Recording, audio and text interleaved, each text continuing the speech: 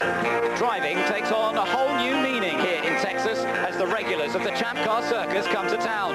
This is the land of ranches and rodeos, where the cowboy is king, and where to control just 1 horsepower, you have to be determined, tough and tenacious. The young guns of kart are fired up to show the old hands a thing or two, but they'll have to hold on tight to their unforgiving mounts. Accidents can happen, but you just have to dust yourself down and come out again fighting. Quick on the draw, quick on the track. The race is on for success in Houston.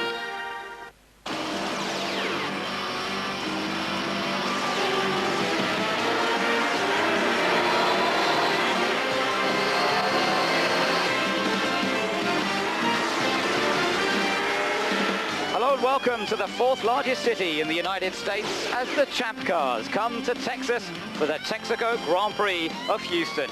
I'm Ben Edwards, joined here in the commentary box as usual by Jeremy Shaw, but I have to tell you, things are not looking that good out of our window. It is pouring with rain at the moment. We've enjoyed sunshine, high humidity here over the last few days, but Jeremy, we've seen a complete change around today. Yeah, the humidity has meant everybody's been really sticky all weekend. Well, now they're absolutely drenched all the way up around this circuit. The guys in the pit lane, we're looking down from our vantage point. I'll tell you, they are soaked from head to toe. And the fans too. Pretty good crowd on here for the first visit of the kart series to Houston. And everybody is soaked to the skin. There's a lot of water on track. Might take a few minutes before they start this race. Let's take a look back at who's on pole. Yesterday's top qualifier, Canadian Greg Moore. He had to sit and watch to see if anybody could beat his time at the end of the session, but Greg Moore held the fastest time in that second qualifying and took the 4th pole position of the year. In fact, Greg and Dario now tie for number of pole positions. And interestingly enough, joining Greg Moore on that front row, indeed, is Dario Franchitti, the 7th front row start for him in 9 starts.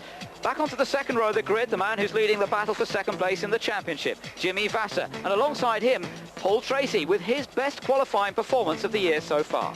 Row 3 of the grid, Christian Fittipaldi. He's known as a rainmeister. He loves these kind of conditions and he likes street circuits. Alongside him, Brian Herter, the winner 2 weeks ago at Laguna Seca Raceway, his first championship car victory. On row 4 is Gilles de Ferran, who is going well this weekend for Walker Racing. He needs a good result. He's had a disappointing recent few races. And Alex Zanardi, who already, of course, has clinched this year's FedEx Championship Series. We move back to the 5th row of the grid. Bobby Rahal had provisional pole position on Friday, couldn't match that on Saturday. And alongside him, Andre Ribeiro with his best road course qualifying of the year in the Penske.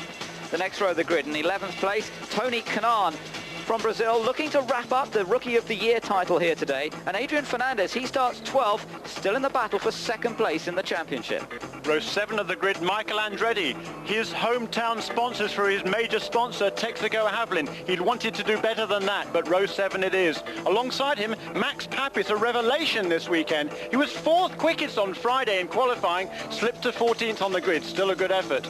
On row 8 of the grid is Mauricio Gugelmin. Again, Pac West boy, they've been struggling this year. And Alanza Jr. in the second of the Penske Mercedes cars. He's been going pretty well recently. The 9th row of the grid, Helio Castroneves, who led the race in Vancouver until he ran out of fuel. And a bit disappointing to see Richie Hearn down in 18th. He went really well on another street course in Detroit earlier this year. The next row of the grid, we see Scott Pruitt. Again, a bit disappointing for him. The 38-year-old really didn't get it together in qualifying, but a good performance from Alex Barron in the Eagle. In fact, his best qualifying performance of the year to be 20th. Row 11 of the grid. Now this is interesting. 2 drivers who love these kind of conditions. JJ Leto, a master in the rain, and Mark Blundell, no slouch either. His first win last year, of course, in the rain at Portland. On row 12 of the grid, Michel Jourdain Jr., the youngest driver in the field, driving for Peyton Coyne Racing. And the experienced Robbie Gordon has 2 wins to his name in the past, but no match this season, it seems, for Max Papis. So we go back to the 13th row of the grid. Patrick Carpentier sees his teammate on pole position, but he just didn't get it together himself in qualifying. Art Meyer had various mechanical troubles as well. He qualifies 26th.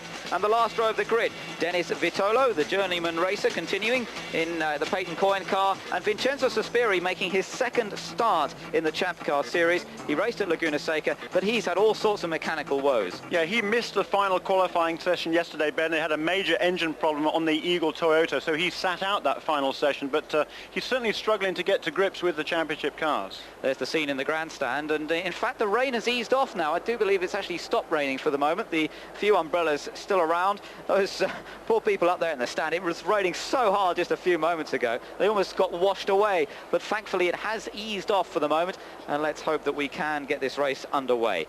Taking a look at the points battle, of course, the championship is all wrapped up for Alex Zanardi, but behind him there's a great battle going on for second position. There is indeed. Look at that list of drivers there. Vassar, Fernandez, Franchitti, Moore, all of them within one win of each other of second place in the points. And again, Scott Pruitt also in contention. Herter, of course, a winner last time out. Tony Kanaan, the rookie driver, is the best placed of the Brazilians this year. That's a very good effort by the Tasman team. But there's so much to play for, Ben. We've got 3 races to go, and we've got a lot of money at stake for second, third, fourth and fifth in the standings. Well, Zanardi might have wrapped up the championship, but here this weekend he's had his troubles. He came back fresh from testing the Williams Grand Prix car this week, did a good job in that, came back here to race in Houston, but he's had his troubles with the down change, the gear change. He's had 2 accidents already this weekend. The first accident took place in Friday qualifying. Couldn't get changed down to 4th gear, lost control of the car, just understeered straight off into the tyre barrier, and although it looked as though it had hurt his right hand, in fact he was okay. Then much the same thing on Saturday into turn 1. Yeah, again a problem downshifting there, and it's funny, it's a problem that has afflicted several of the Reynard cars this season, and they thought that they had isolated the problem to that one particular gearbox on that car. Zanardi has had a problem on 2 or 3 other occasions this year. They changed the complete gearbox on that car from the backer, but again he had the same problem there in turn 1. So Alex Zanardi has been in the wall literally a couple of times already this weekend. He'll start in 8th place. The rain has eased off for the moment, so hopefully they'll be getting ready to start the Texaco Grand Prix of Houston. Stay with us.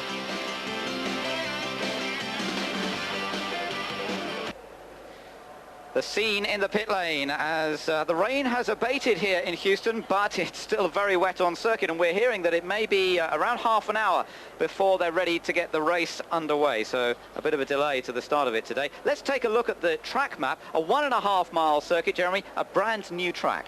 Yes, and a pretty interesting circuit. All the corners are pretty much of a muchness, I have to say. They're all taken in 2nd gear, except for turn 8, which is 3rd gear, and all between 50 and 60 miles an hour. But the good news is there are several clear overtaking opportunities. Turn 1 is one of those, and particularly turn 5, the end of that long back straight on Austin Street. The cars reach close to 180 miles an hour down there, and at the end of it, a tight left-hand turn taken around 55 miles an hour. So a big braking area there, and certainly an opportunity to get alongside somebody else.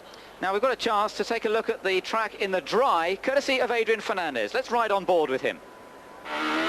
Okay, this is approaching the main straight in front of the pits. We go up to 4th, 5th gear, down to 2nd.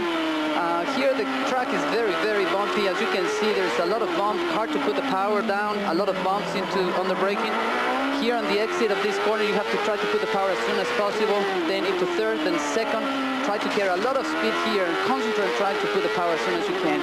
And this corner is very important. 2nd gear, you try to put the power as soon as you can because it's very, very important. It's the longest straight. And you reach close to 185 to 190 miles per hour.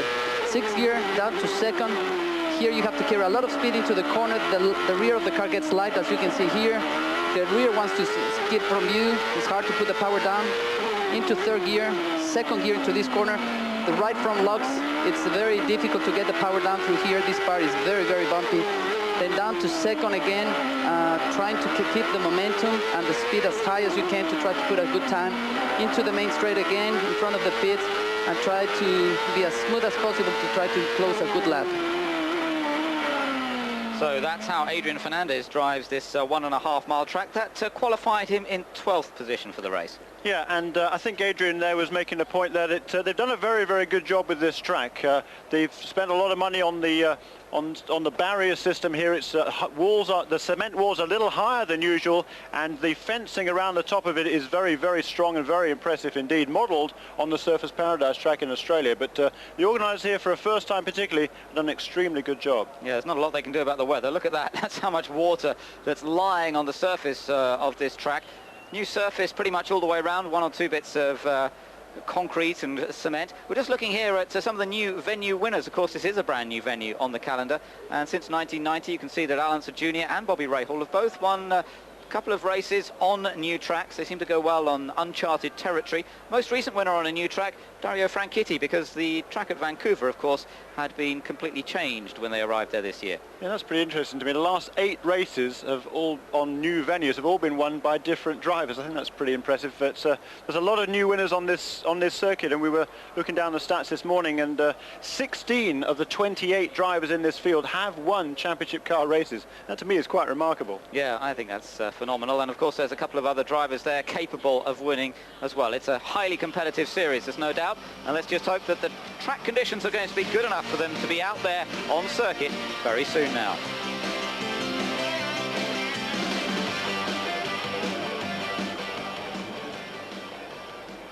So the conditions pretty much the same, and the good thing is that at least we haven't got any heavy rain at the moment.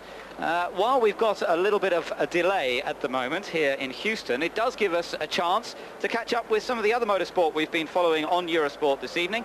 So what we're going to do is take the opportunity to catch up with the NASCAR taking place in another part of the United States, and that will keep you up to date with what's happening there, while conditions here at Houston hopefully get a little better. You saw the conditions being attended to with the brushes and brooms, but we will come back here at Houston as soon as possible. As soon as we see some action out there on circuit, we will be back to bring you the start of the race and to bring you live coverage of what is the round 17 of the FedEx Championship Series. And look at those marshals there, that's standing water that's 2 or 3 inches deep on several parts of this racetrack. So we'll leave you for the moment to NASCAR.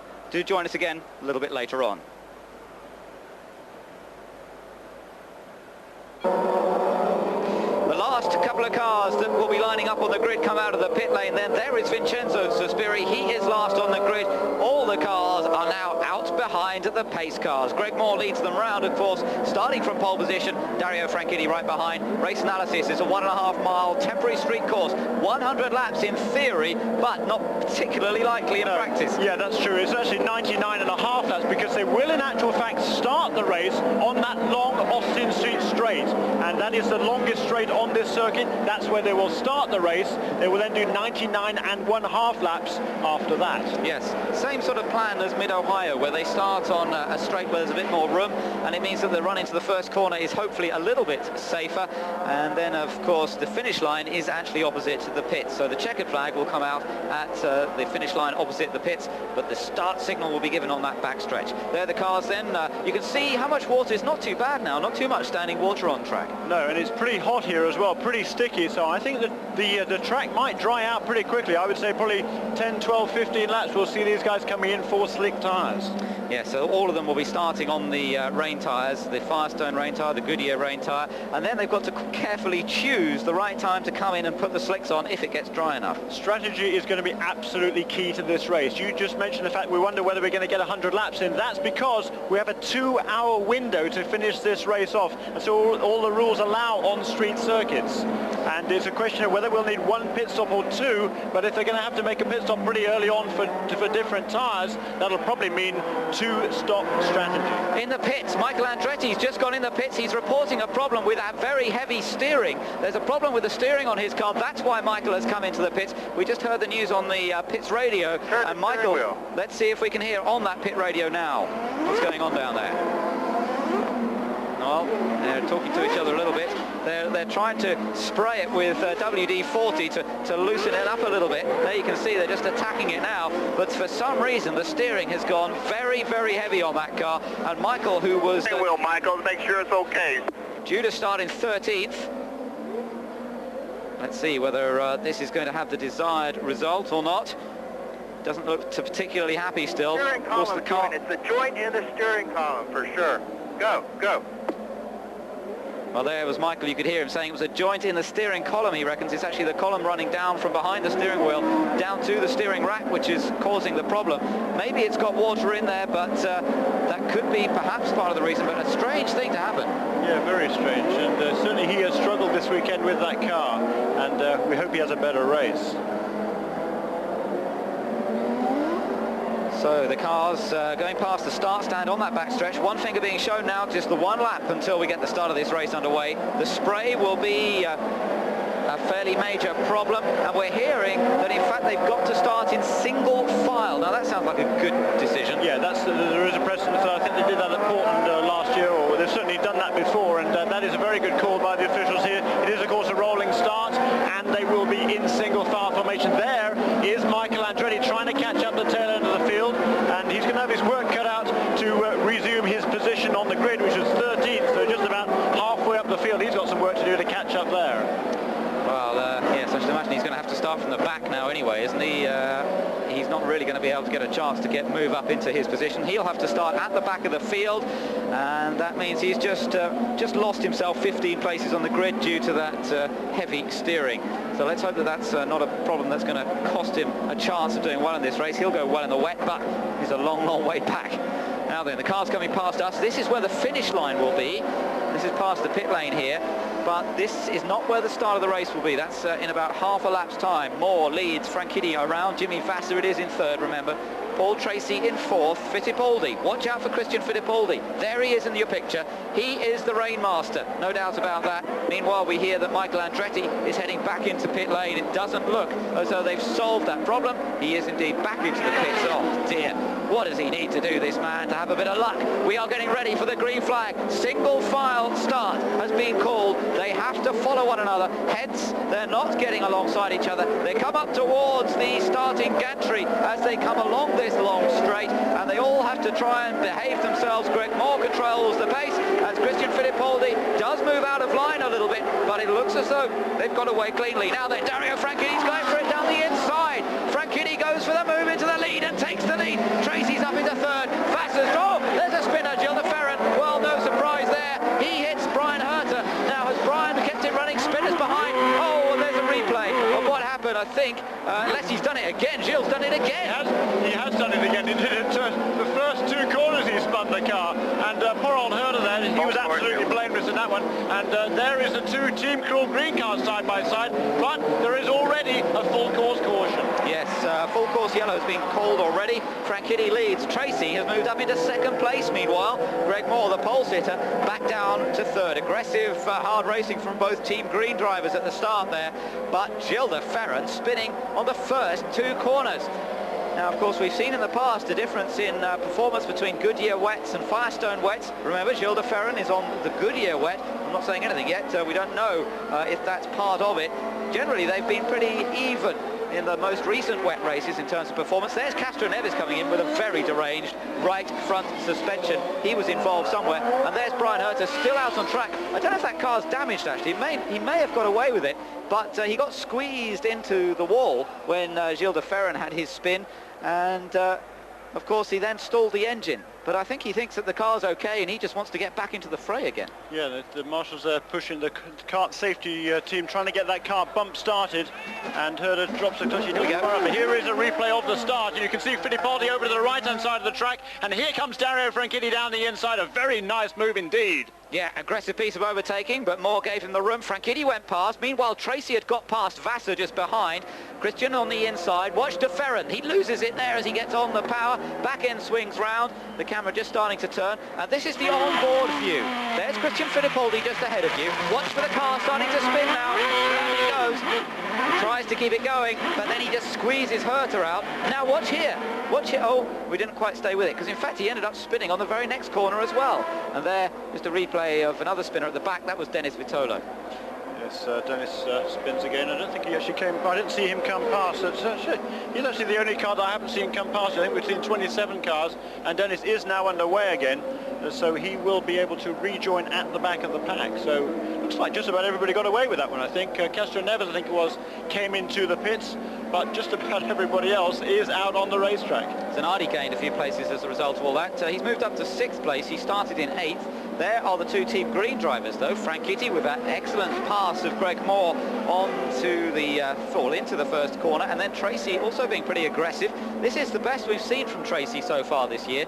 He actually popped up into pole position at one time during qualifying yesterday, then just got displaced by Franchitti, by Greg Moore and by Jimmy Vasser to start 4th. But Tracy in excellent form here, no doubt about that. Now, Michael Andretti still having those problems. You can see him at the top of the picture. He can't turn the steering wheel to the right properly. There's some sort of seizure in the steering system, and he just cannot find a way of making this car steer. So you don't really want to be out on track when you can't steer it. I don't think he's terribly keen to go back out, but they're sending him back out. They've changed the tyres. I don't know if they did anything else there to try and alleviate the problem. Here he comes down the pit lane. It is quite a convoluted pit exit here in Houston. You'll watch it perhaps now if we stay on board with Michael. They can't turn left here, which is where turn 1 is. So they actually go past turn 1 and they go through this little sequence here. Bend round to the left, bend round to the right, then round to the left again. He's still not on the track yet. He's got another little turn to do here, and then he rejoins the track just after turn 2. So it's a very convoluted pit lane exit. It's the only really downside that drivers have talked about this weekend on this new track. Yeah, and certainly the feedback on the whole has been very, very positive indeed. They've spent a lot of money on developing this racetrack in the downtown city streets here of Houston, and by and large that has been extremely well received by the drivers. They're very, very impressed indeed. Yeah, back up on the main straight here. This is where the start of the race took place, and down into the corner where we saw all the problems. Of course, in these conditions, no great surprise there, as it caught quite a few of the drivers out. Turn number 5, as they went through there, that was where the problem was. And then back out through the rest of the lap, coming down towards turn number 7. Another pretty much 90-degree right-hander, although one of the slower corners. Now the restarts will take place from the finish line, from opposite the pits. So we're getting ready to go green here as they come alongside the pits, past our commentary position. Dario Franchitti gets it very sideways as he gets on the power and down into turn 1. The race restarts. Christian Fittipaldi has a little look down the inside of Moore, but Greg Moore's had enough of people going past him, and he defends the place sensibly and securely. It's Franchitti from Tracy, from Greg Moore, from Fittipaldi, then Jimmy Vasser, and then and Moore spun it. Oh no, Moore has lost it, and everybody tries to, and he's hit Fittipaldi, and the two of them go out now. That's a crash piece of driving by Greg Moore. He made one mistake by spinning it, and then he tries to spin it back again into the road, and in doing so took out Christian Fittipaldi. In that situation, all you can do is stand on the brakes. You're in the middle of the racetrack. There's no point in endangering everybody else. You need to stay as clear as you can, and he clearly didn't do that. No, so they all back off again. I think Tracy and Franchitti having a little chat together on the main straight there. They can't quite believe this. They try to keep going, and well, the yellows keep coming out. And Zanardi's just picking up places. He's now moved up to 4th, thanks to 2 more cars in front of him going off. Moore and Fittipaldi, and it's such a disappointment for Christian because he's one of the top drivers in the wet conditions. And we've heard a call from Dario Franchitti on the radio. He said the track is like an ice rink, and it clearly is. There's Greg. Well, look, he just lets the car slide backwards. I mean, that's ridiculous. He was on the brakes, he lets the brakes go off. There was room for the other guys to go around the front of him, and he just let the brakes off and slid straight back into the road, into the way of Christian Fittipaldi. I think that's I'm not very impressed by that move there. I think he should have been on the brakes at that point. He may have been just trying to roll the car backwards out of the main flow of cars. He may not have realised that Christian had to go to the inside, but I agree. Normally it's much better to hit the brakes, and Greg didn't do that on this occasion, and he's out of the race.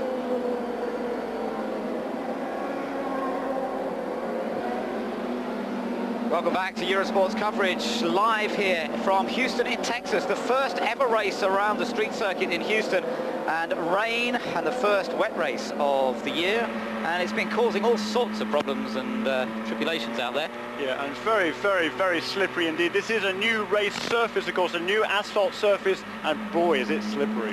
Yes, and now we await another restart to get this race underway. The onboard view with Alex Zanardi. He's completed 5 laps. He's up into 4th place as a result of all sorts of incident in the opening laps here at Houston. A delayed start because of the rain. Finally, we get it underway. Then a couple of spins for Gilles de Ferran, and the first yellow flag with Brian Herter into the wall. Michael Andretti has had all sorts of problems. Let's hear from him in the pit lane. Back at Houston, and Michael Andretti has decided to call it a day. I know you're in all your might. You were trying to turn that steering wheel. Any idea at all what's wrong? I don't know, there's something jamming up in the steering rack. It's just so heartbreaking. I feel bad for everybody here at Texaco. I mean, both cars out in the first lap. It's really disappointing because I think, you know, we could have done pretty well today. So it's just a heartbreaking day for all of us here at Newman Haas and Texaco, and we're sorry. Tough break for Michael Andretti. Thanks. And his teammate, unfortunately, also out of the competition. Christian, were you totally a victim in this situation? Well, I guess so.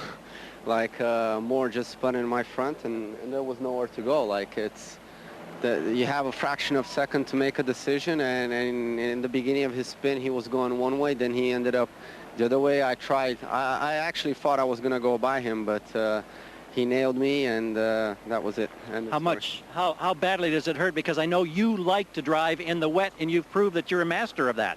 Well, a lot. Like the car was very good in the dry this weekend. We were starting up there. I had passed Vassar already. Like everything was going under control, and as you said, like I really like driving in the wet, so I thought I had a very good shot at it today. Like, so it's a shame, and what can I say? Maybe it's going together with the year I had, like, which has been very, very difficult for me. It hasn't been easy. Thank you, Christian. Thanks.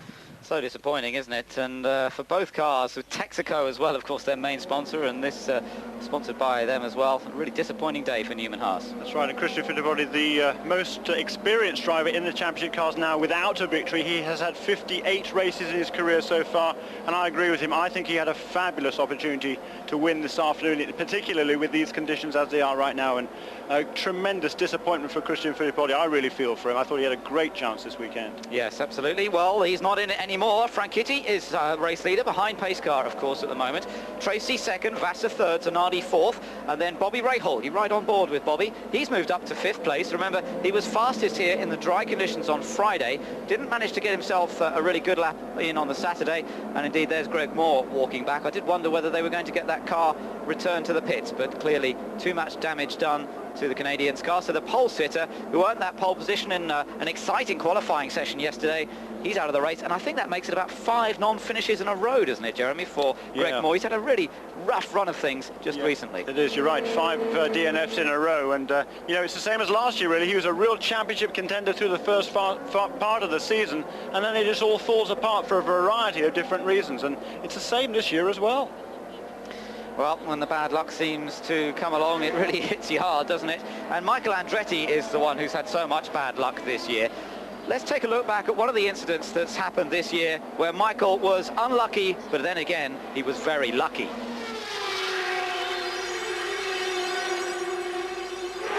The overhead view on the backstretch, Zanardi and JJ Leto. There's been contact there.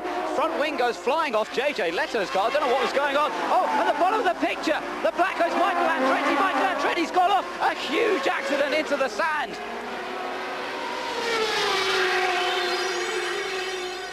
Looking back over some of the incidents of the year, and as I say, Michael unlucky, but very, very lucky not to get hurt in that accident. Yeah, a massive crash there, cartwheeled several times, and it once again shows the strength of these championship cars, the Swift chassis in that instance, and it was a real catalogue of disasters led up to that incident when Zanardi clipped Leto. The front wing from Leto's car went up in the air and actually landed, if you could believe this, in the front suspension of PJ Jones's car, and as Andretti pulled out to pass Patrick Carpentier, PJ was wandering around effectively in the middle of the road, unable to get out of the way, and he just clipped the rear wheel of Andretti's car and sent it flipping all the way down there into that gravel trap. Huge crash.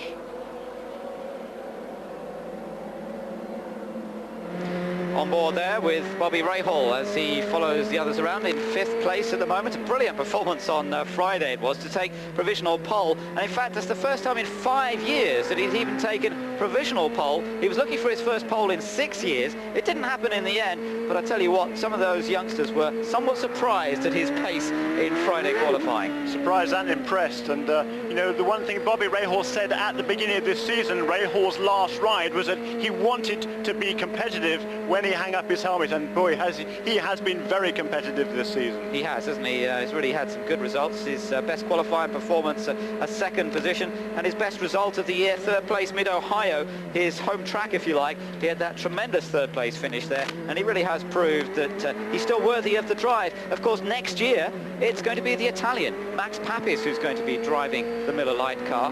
That's going to be interesting to see, and Bobby was talking about how quickly Max had gone on Friday. Max was indeed 4th fastest on Friday. I think Bobby was very pleased about that, to know that his charge for next year was on the pace on a street track, a sort of track that Bobby likes so well.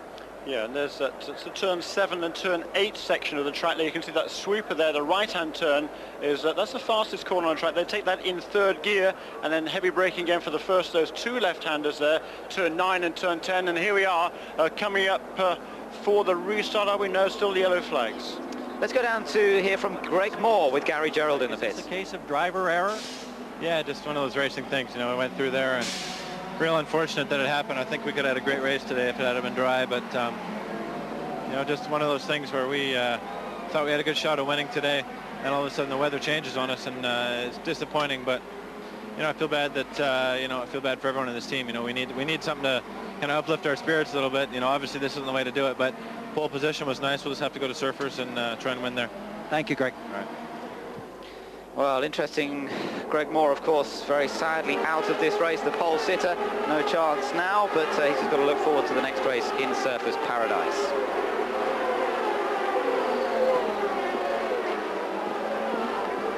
Dario Franchitti leads them round. In fact, he's setting the pace on this. We're ready for green, and they've changed procedure slightly. They've got rid of the pace car, and they've allowed the leader of the race to set the pace on the last yellow flag lap before going green. He's setting a pretty quick pace, but look at what's interesting is how much this track is drying out. There's virtually no spray at all from these cars, even on the concrete there through turn 7 and turn 8, and well, it's not going to be too long before these guys are going to need slick tyres. Who is going to be the first to take the plunge, Ben? Yeah, interesting to see. Here we go then. The green flag is being waved as they come out of that final corner. And in fact, Dario's managed to open up a bit of an advantage. Tracy stayed with him, but Vassar got a little bit left behind on that pace lap. As you said, Jeremy, I think Dario was going quite hard. Good idea, though, because it has spaced the cars out a little bit. And that should hopefully help a touch. Look how slippery it is, though. Those two cars slithering around all over the place. Vassar and Zanardi chasing them. Two team formations here. Franchitti leads. Look at the back end of the car. It's all over the place as he tries to put the power down. Remember, these are turbocharged engines. They don't have a lot of boost. Oh, Ribeiro spun it. Andre Ribeiro's the next one to add to the list. Rejoin carefully, Andre. Don't stall the engine. Please don't stall the engine. We won't. I think he might have stalled the engine. I think he has, as he flicks the visor open. And he has, yes. So that's another car to add to the right list. by the pit exit there in turn 2, and here are the two Ganassi cars, and there is Bobby Rahal there, and behind him is Tony Kanaan coming through there, and here is Ribeiro, gets on the power, slides the back end around, and around she goes. Well, we're hearing it's only going to be a local yellow for the moment. They may be able to get that car out of the way without bringing the safety cars out. Let's hope so. We've had enough of this behind the pace car. Ribeiro anxiously looking for someone to come and push him out of the way. Meanwhile, Franchitti leads. Now, I wonder if Zanardi had got past Vassar. Let's have a look. Yes, he has. Zanardi has got past Jimmy Vassar now. So, Alex Zanardi, the champion, has moved up into third position now. Likes the wet conditions, of course, coming from European racing. Got plenty of experience in these sort of conditions. And he's now third. Vassar fourth. Rahal is still in fifth place. They go past the stricken car there of Andre Ribeiro. Behind Bobby Rahal in fifth is Tony Kanaan in sixth, the young Brazilian who was telling us how much he was looking forward to racing in the wet conditions. And behind him, Adrian Fernandez. Max Papis going well. He's in 8th. De Ferran is in 9th. And Richie Hearn is in 10th position. Apparently, Zanardi has a problem with his radio communication back to the pits as well. There's some sort of trouble with that. In fact, that's not the first one we've heard of. Michel Jourdain also has lost radio contact. And the rain obviously is getting into the works a bit today. Yeah, it's messed things up rather odd. Here they are, though, through this double apex right-hander there at the end of the back straight. And it's turn 5 and turn 6, and heavy braking again now for turn 7. And you'll see the change of surface here. There we go, onto the concrete, and short shifts here into third gear through turn 8. Sliding around a lot there, Alex Zanardi, just beginning to get away a touch from Jimmy Vassar, not by very much, but just a length or two as the leaders come down, start, finish straight. Dario Franchitti, race leader by 3 seconds at the end of lap number 11. Then there's an 8-second, well, another 5 seconds back to Zanardi, Vassar, then Bobby Rahal, pretty close in, and there we are on board with Bobby Rahal. Quick driver in the wet, quick driver on the street tracks. Will have the patience required, I would think, but better not say anything too soon. We've seen a lot of drivers in trouble very early on in this race, and it won't take much. I think they've got Ribeiro's car going. Yes, they have. There is Ribeiro at the back of that train of cars.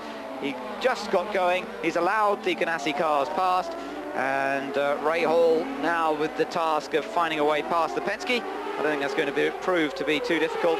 Andre's a long way down now, and I don't think he's going to fight the position too hard. That's right. He's, in actual fact, has lost 2 laps, I think, so he is pretty much out of contention, and here we are on board with Bobby Rahal. Let's just listen to this for a moment.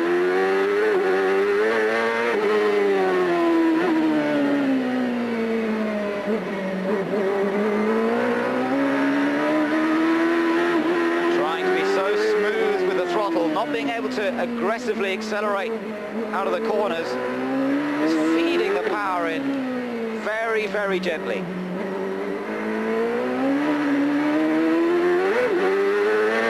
Listen to the wheel spin as he goes up through the gears. I don't think he even had full throttle, probably. If he had full throttle on that straight, it was only for a millisecond. He's just playing with the throttle all the time. They really just can't go to full throttle. All that power comes in, spins the rear wheels. That is slippery out there, there's no doubt about it. Look at Fernandez. Adrian Fernandez trying to get past the lapped car of Andre Ribeiro, and he manages to do so quite comfortably. Tony Kanaan still running well ahead of him, and no change up front at the moment. Last time around, Franchitti had pulled out even more of a lead. Yeah, he's romping away. He's pulled out 1.9 seconds actually on each of the last 2 laps. And Tracy himself, actually, he's inching away from Alex Zanardi at 2 or 3/10 of a second a lap as well. So Dario is really making mincemeat of this field. He's pulling away rapidly.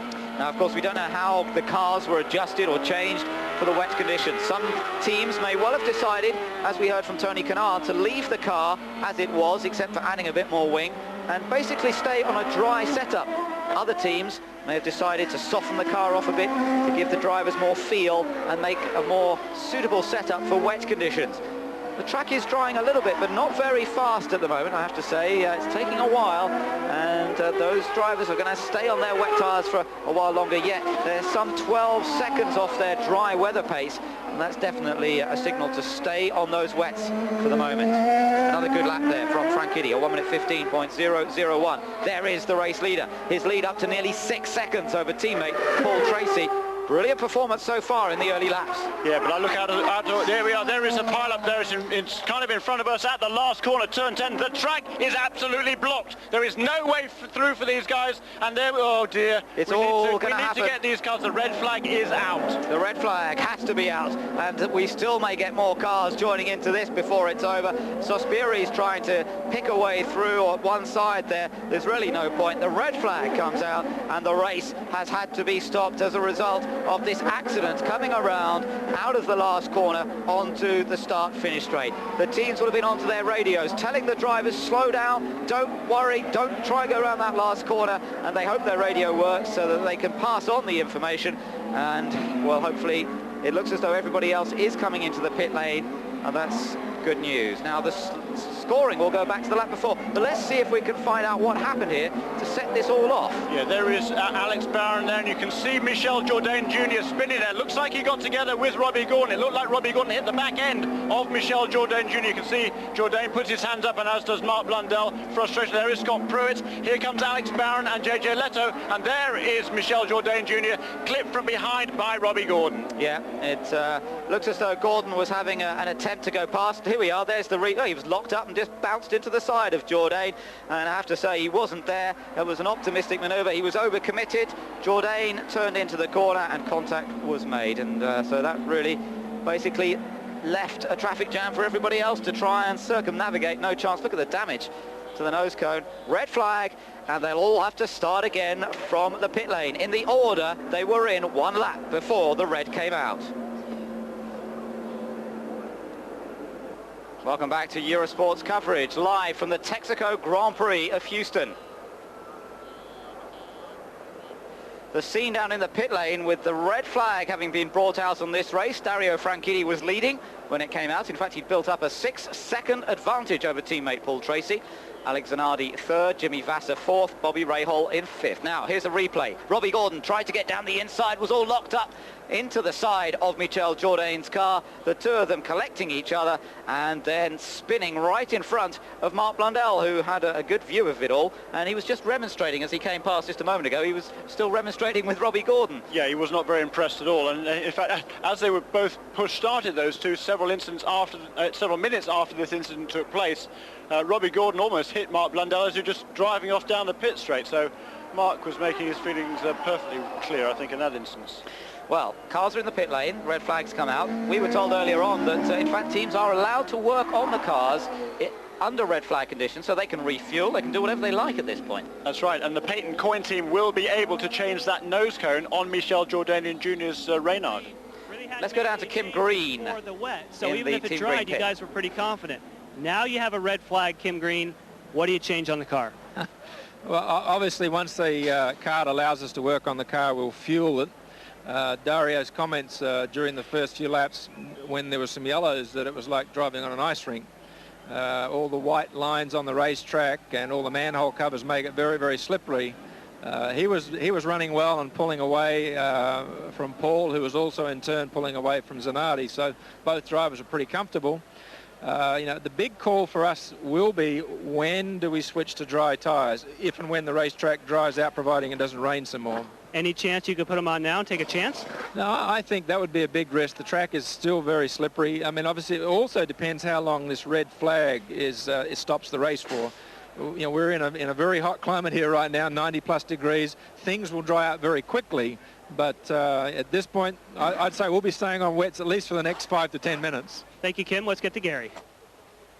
Well, I'm not surprised there. As you said, Jeremy, just looking at the lap times over the last few laps, you were saying that it didn't appear as though any change was happening to the track. No, not really. Last lap around, Dario Franchitti said a 1:15, and on the first lap of green flag racing, he did a 1:15.9. So really not much improvement there at all. And we talked about the newness of this track surface, and because of the humidity here, it tends to draw up the moisture and the oil in that asphalt mixture up to the surface in these sort of conditions, and that makes it oh so treacherous.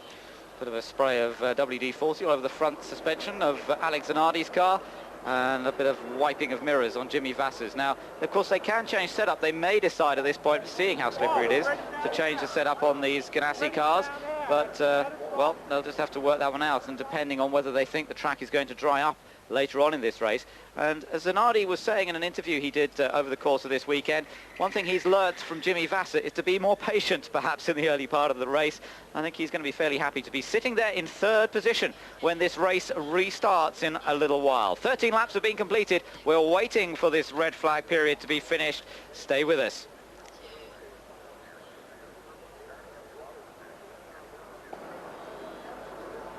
A view of the cars being pushed back into position now. Now they're taking position after the red flag that has stopped the first, well, 12 laps it is now. They've done 13 laps, but they're going back a lap as a result of the red flag coming out. And they will now all start in the position that they were in at the end of lap number 12. So that means that Franchitti will be in front, Tracy second, Zanardi third, Vassar fourth, Bobby Rahal fifth, and Tony Kanaan in sixth place. Well, while we've got a moment, let's take a chance to look at some fun racing that has taken place just recently. We're taking a look back at the Laguna Seca event.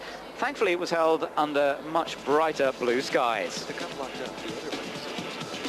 It really was a fantastic day in California, and at the start of the race, Brian Herter managed to launch himself into the lead ahead of Dario Franchitti, who shared the front row with him. But Michael Andretti found himself hit from behind. JJ Leto, in turn, had been hit by Christian Fittipaldi. And then there was a spin up at the top of the corkscrew as Bobby Rahal got touched by the man who will replace him, Max Papis.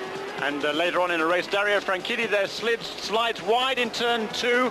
Tony Kanaan says thank you very much, goes through into third place. Another incident between De Ferran and Pruitt with Carpentier involved, took those three out towards the end, and it was the battle to the flag between Herter and Zanardi. 2 years previously, at that very point, Zanardi denied Herter his first win, but not on this occasion, Ben. So Brian came through to win his first ever race at Laguna Seca, a great track for him in the past and now in the present as well. Comes to Houston with that win under his belt, and there he is being pushed back into grid position. He will start the race from quite a long way down. Remember, he was involved in that accident at the start, the beginning. 20th position he'll be on the grid. He got squeezed out by De Ferran when he spun on the original start. Yeah, but he made a few places, passed a couple of guys. He's actually been, he was all over the back end of Al Unser Jr.'s car trying to squeeze his way through. Wasn't able to do that in those first few laps, but now he'll have another chance to try and get past Al Jr. Well, what a race of incident they're seeing here in Houston for the first ever race, the first ever Champ Car race to be held in Houston. And a huge crowd, as we mentioned. You can just see the top of the grandstand in the background there of the shot. And I can tell you that they are pretty full in spite of the weather, in spite of all this sitting around or waiting for something to happen. It's still a tremendous crowd that's turned up. The only problem is we now have some fog and low cloud beginning to roll in. So that could cause our next problem. Temperatures have been up in the high, well, mid-90 degree Fahrenheit mark throughout this week so far. It's still very warm out there. Let's just take a look. Now, that was the result at the end of 13 laps. But of course, they'll go back a lap from that for the starting positions. Quite sure what the out means there for Adrian Fernandez. He was running pretty happily there in 7th place, but Papis, great start for him, really doing well in the Reynard Toyota, more points in the offing for him. And back down the field there's Robbie Gordon. He will take the restart in 16th place, even though he seemed to, well, he didn't seem to, he did cause that red flag stoppage. But, you know, looking out of the window here, I'm looking at downtown Houston, and there's the top of several of the skyscrapers that are actually out of view because of the low clouds. But I don't think that's really going to affect the racing any, and we should be back underway here pretty sharply. Well, it's great for Texas to have a race at last. It's been a long time, over 20 years since there was a race, and there was never a kart-sanctioned race. This was a kart-sanctioned race, of course. First time they've been here in this form. They have run on various speedways in the past in this state. First time on this street track. Well, while we have to wait for the grid to be reassembled, we'll take the opportunity to take a break. But stay with us. Welcome back here on Eurosport as we still wait for these cars to be fully assembled. Grid positions determined by where they were when the red flag came out, and still waiting for that to be all sorted out, but they are getting pretty close now. They're all lined up in the pit lane just below us, and it looks as though in fact they're beginning to think about starting up engines on one or two cars. I'm just looking down from our commentary position, and I can see the back of the two cars you're looking at on screen at the moment, the two Team Green machines of Dario Franchitti and Paul Tracy, who are running first and second. Look at this, the fans are still enjoying themselves though. This is brilliant, isn't it? These are true enthusiasts. They've been through a real rainstorm. They're the Mexican fans who've just driven up from the border. It's not too far away from here in Houston, closest point to Mexico of the Champ Car Series at least. And they're still enjoying themselves. Good to see that. Adrian Fernandez, their top representative, in 7th position. Well, we've seen quite a lot happen already here this afternoon. Perhaps it's an opportunity for us to take a look back over what exactly has happened here. First of all, we had a massive rain shower. It was about half an hour before the start of the race was due to happen. Eventually, they got the track cleaned up sufficiently to get the race underway. The start of the race, and Greg Moore led away from pole position. It was a single file start, but Dario Franchitti went for the move into the first corner and pulled it off beautifully, cleanly, as Paul Tracy moved up into 3rd position. But on the first lap there goes Gilles de Ferran spinning around there, and he comes across and knocks into the side of Brian Herder's car too, and in the background there, that was Alan Jr. spinning as well. Then de Ferran spun on the very next corner too. Managed to get himself going. This time, nobody else was involved.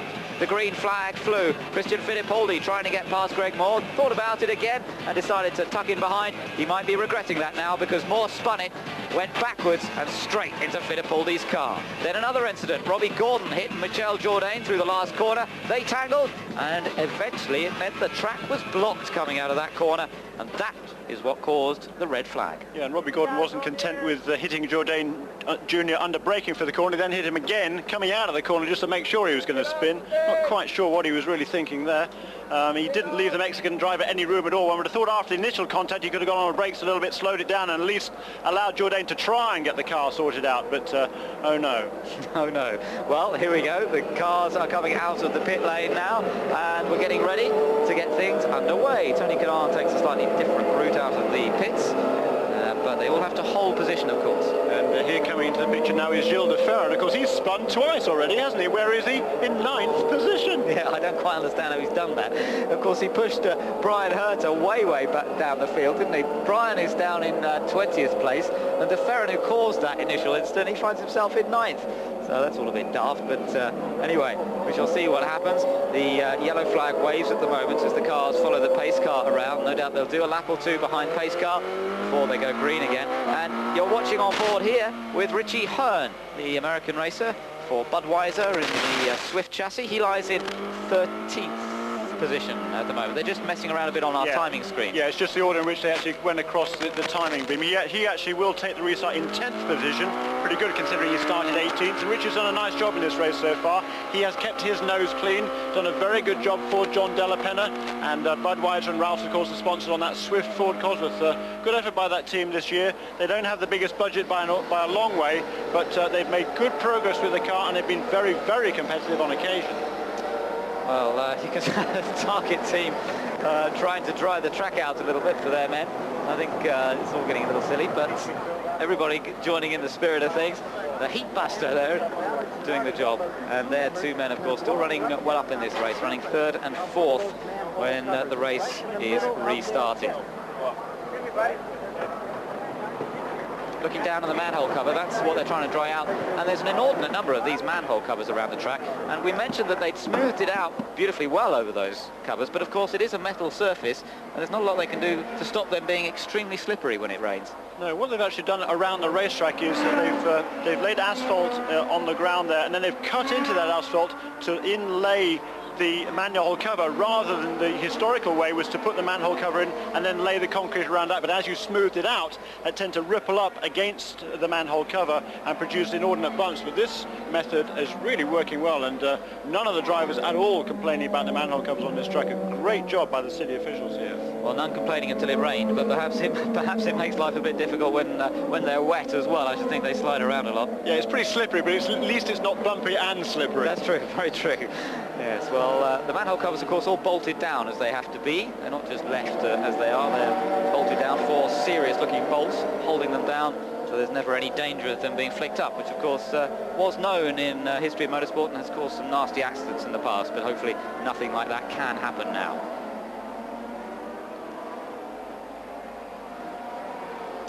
So Franchitti and Tracy lead them round. There's the onboard view with Bobby Rahal. A little bit more of dry patches on the circuit, but not really enough, I wouldn't think, to go for slicks yet.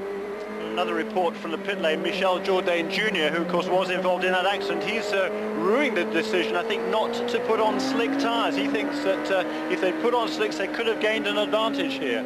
And he's wondering whether they should have done that last time around. But he's shown those out of the race, but that was before the red flag. He is now back in the race, and I think will be taking up his position around about 15th position. Yes, and apparently Vassar's on the radio saying that he reckons it's going to be slicks within a few laps, so it certainly is going to change the complexion of this race once we start getting into pit stops. They have refueled, of course, remember, they were allowed to refuel the cars when they made that last stop. What's Zanardi? He's much closer to the 2 Team Green cars. We're still waiting for it to go green. It's still yellow at the moment, and I think they're doing the same again. They're going to allow Franchitti to set the pace on this last pace lap, and then that will just give a little bit of spacing perhaps to the cars. And perhaps that will lead to a slightly cleaner restart, but I think everybody will be a little wiser to the fact this time and not allow Dario to get away with it quite so much. He already beginning to accelerate hard as they go up through turn number 3 there.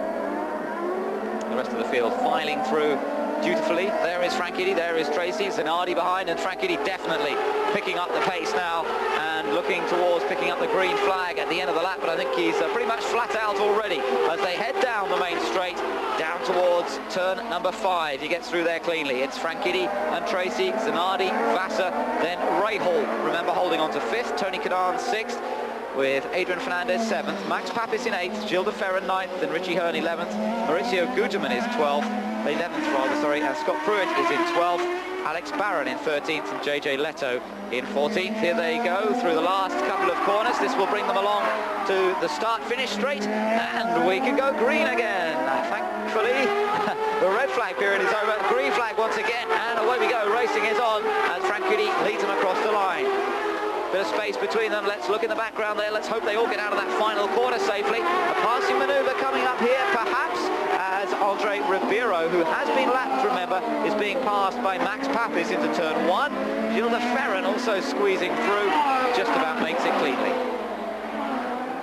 Indeed, Richie Hearn does as well. That looked a little bit tight, but Ribeiro being sensible and keeping out of the way of these cars who are a lap or so ahead of him as a result of that spin he suffered earlier on in the race. Scott Pruitt's the next one to try and get past. Yeah, not able to do it right there, so he tucks in behind, and right behind Scott Pruitt there is the Eagle Toyota of Alex Barron up in 13th position. Pruitt now looks alongside on the fastest part of the course. There is Papis turning in, Gilles de Ferran, Richie Hearn, Mauricio Gugelmin, there is Ribeiro, and there is Scott Pruitt with all at the back of him. There is the Eagle Toyota of Alex Barron. Yeah, that's right. Looks as though he's going to get too close for a moment, but I think he just about managed to save it. On board now with Scott Pruitt in the Vistion car, still behind Andre Ribeiro, moves to the inside, but doesn't really make an attempt to pass.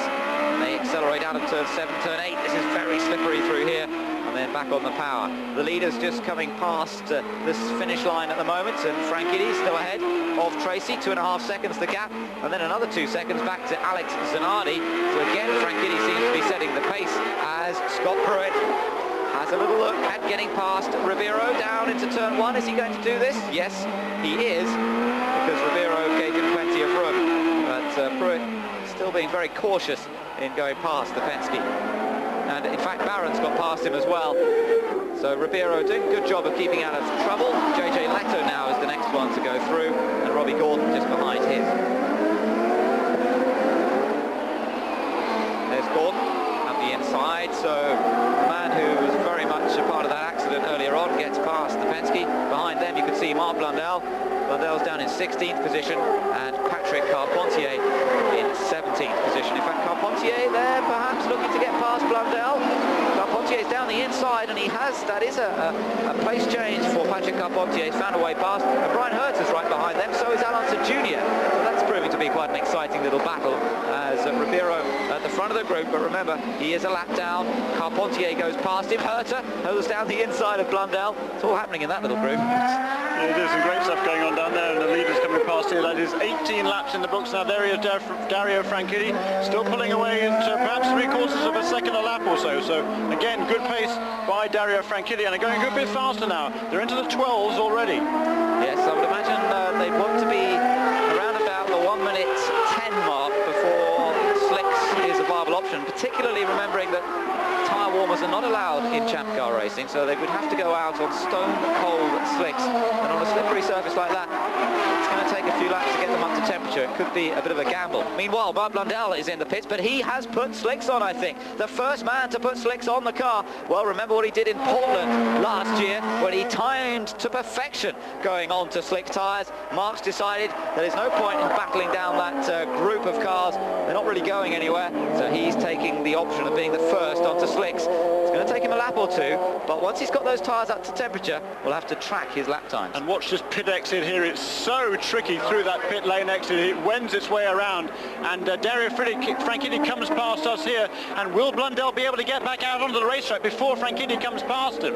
Well, it's going to be close. Franchitti won't. There is Franchitti, not far behind, and Blundell's got to be ever so careful on these slick tyres, and it doesn't look to me as though he's going to be able to hold off Franchitti. He's not even going to try. He's just gingerly driving around. Watch the steering, watch how much movement he's putting into the steering, and that's just as he's trying to feel the grip level on slick tyres in these conditions. And even in a straight line here, he won't be able to accelerate flat out. He'll be sensitive with the throttle, changing up the gears carefully, just trying to get a little bit of heat in the tyres, and while he's doing that, Paul Tracy goes past. And he has to be so patient here, so patient. He's got to be so frustrated to see him himself go a lap down.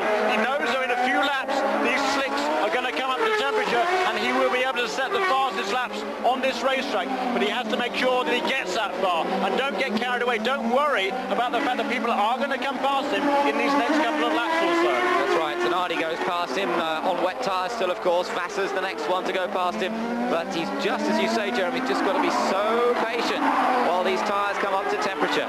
Vassar goes through safely, no problem. So the two Team Green cars continue to lead. Franchitti's lead up to 5.1 seconds. Brilliant wet weather performance so far from Franchitti.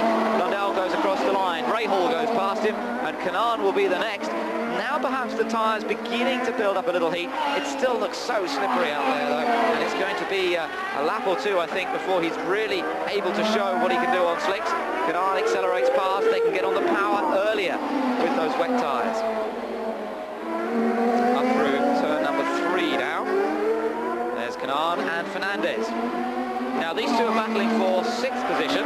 Let's ride on board Adrian for a moment and just follow Tony Kanaan around this slippery track.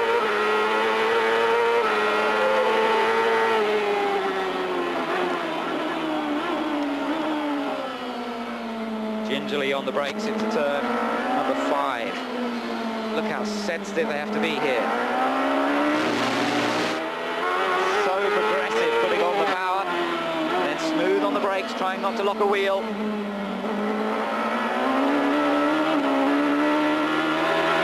Changes up early there, and then back down to 2nd gear.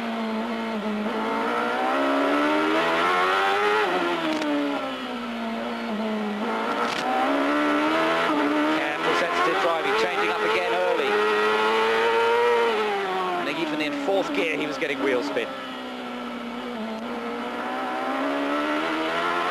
Into turns 1 and 2 now. A little bit of a lock-up from Tony Kanaan just ahead of him.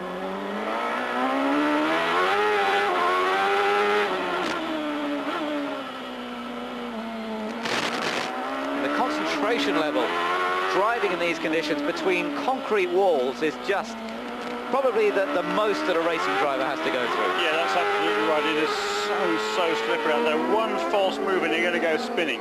Well, you jump on that throttle just a little bit too much. 900 horsepower these things have. They're up to 15,000 RPMs, and it comes in with a heck of a bang.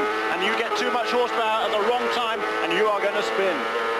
On board now with Richie Hearn. Let's watch his progress. Just keeping an eye on Mark Blundell's times, by the way. First lap that he did past us, not very quick. It was 1 minute 27. So it's about, well, 13 seconds off the pace so far. But of course, he's got to let those tyres come up to temperature. Certainly no one else has come in for slicks yet. That's an important point.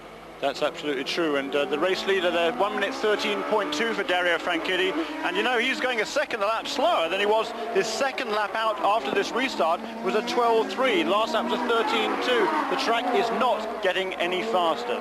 No, not by very much, that's for sure. This high humidity here, perhaps preventing the track from drying up very much. The moisture is just not being absorbed into the atmosphere. There's enough water in the atmosphere already, and it just will not dry up. On board now with Gilles de Ferran. And de Ferran running 9th, Richie Hearn right behind him in 10th place. Good view there of the swift chassis of Richie Hearn, just trying to close up that gap to the back of de Ferran's car.